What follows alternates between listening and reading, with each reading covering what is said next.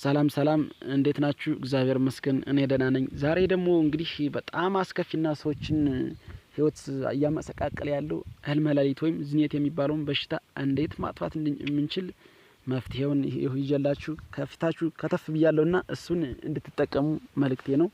ይህን ቪዲዮ እንግዲህ ስታዩ ለሁሎችም ሻር ላይክ ማድረጋችሁ እንዳዘነጉ ለሌሎችም ሻር አድርጉ። እናንተም ሰብስክራይብ ማድረጉን እንዳትረሱ እላለሁ። ወደ መፍትሄው ስንሄድ ጸሎት አለ፣ አስማት ወይም ጸሎት አለ። እሱን ጸሎት በመጠቀም ብቻ ይህን ህልመ ሌሊት አጋንንት መደመዱን ማጥፋት እንችላለን ማለት ነው። ድራሹን ማጥፋት እንችላለን። ይህም ጸሎት አለ፣ አስማት። ይህንን በእርጋታ አልላችኋለሁ። እሱን ቀስ ብላችሁ ተለማመዱትና ጽፋችሁ በወረቀት ይዛችሁ ጸሎት ማድረግ ነው ማለት ነው። ወይም በቃል ይዛችሁ ማድረግ ትችላላችሁ። ወደ ጸሎቱ ሊሄድላችሁ።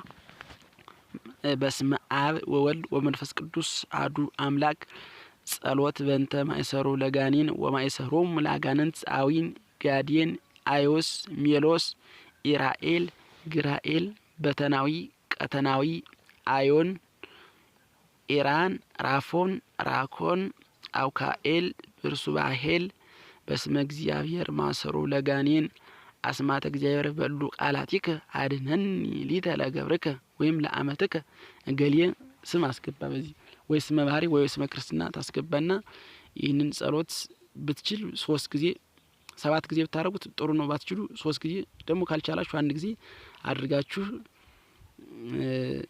ህልመ ሌሊት የሚመታችሁን ማለት ነው ራሳችሁን የሚያቆሻችሁን በሽታ ማስወገድ ትችላላችሁ። ይሄ የተፈተነ ነው። እኔም ተጠቅሜበት የሞከርኩት ነውና በጥንቃቄ አድርጉ። ብቻ በጥንቃቄ ማድረግን ይጠይቃል። እንግዲህ ይሄ ጸሎት ስለሆነ አስማተ እግዚአብሔር ስለሆነ ልብን ይፈልጋል ማለት ነው። ስለዚህ በንጽህና ተጠቅማችሁ ሁላችሁም ወደ ቤተ ክርስቲያን የሚያስቀራችሁን መንፈስ አስወግዳችሁ ወደ ቤተ ክርስቲያን እንድትገሰግሱ ይህ መልእክቴ ነው።